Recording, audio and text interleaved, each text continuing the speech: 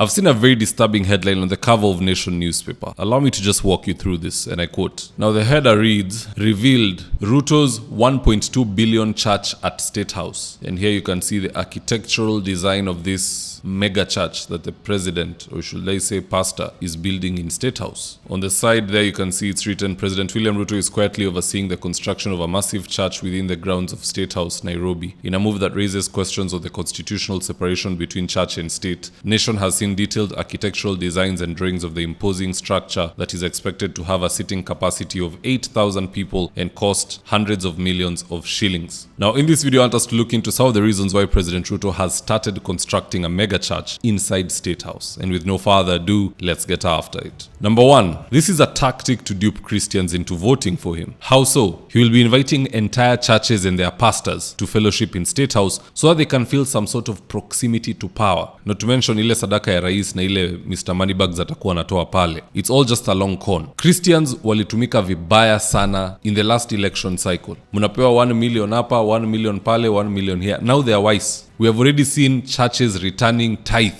even of the president. Rais anatumana pesa na anarudishiwa pesa. Others are going to church to donate so that they can talk and they're told to keep quiet, listen to the sermon and go home. People are not fools. And if they were fools, wamerevuka. And let me just warn the church. It is this same government within the first term that flirted with the idea of taxing tithe.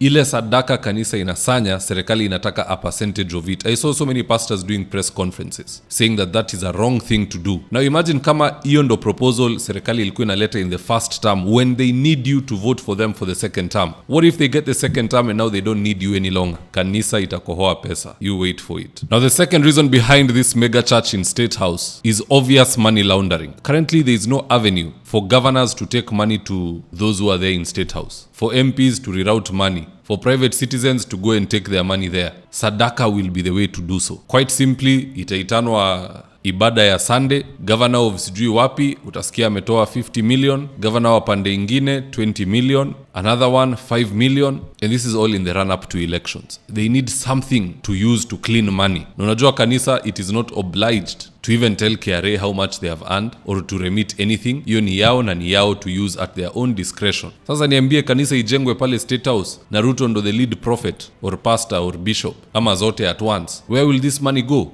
Ndo itakuwa unahongewa nayo hapa nje 100, 200, kura yako inanunuliwa. That is illegal. The only way money should go to State House is through the national budget. Ikipita bunge wana allocate kitu kidogo for State House and its activities. The other way is through IMF, World Bank and a strategic partner like China, and that is only through congressional approval or parliamentary for that matter. Si kutafuta mbinu through sadaka ati mutakuwa munaosha pesa inaingia inaenda wapi inarudi hivyo kwa campaign. That one we can see from very far what is happening. Now at the end of the day, here are my top 2 reasons why I don't support this. Reason number 1, Kenya is a secular state. If a Christian president goes into power and builds a church in State House, what happens when we have a Muslim president? Pia ataingia pale na ajenge mosque. Na ile siku tutaelect mtu ambaye ni satanist, ataenda pale ajenge shrine ya shetani, and so on and so forth. This is the type of thing we don't want in this country. State House should be for all people. We have Indians, we have Christians, we have Muslims, we have Buddhists, we have all those people.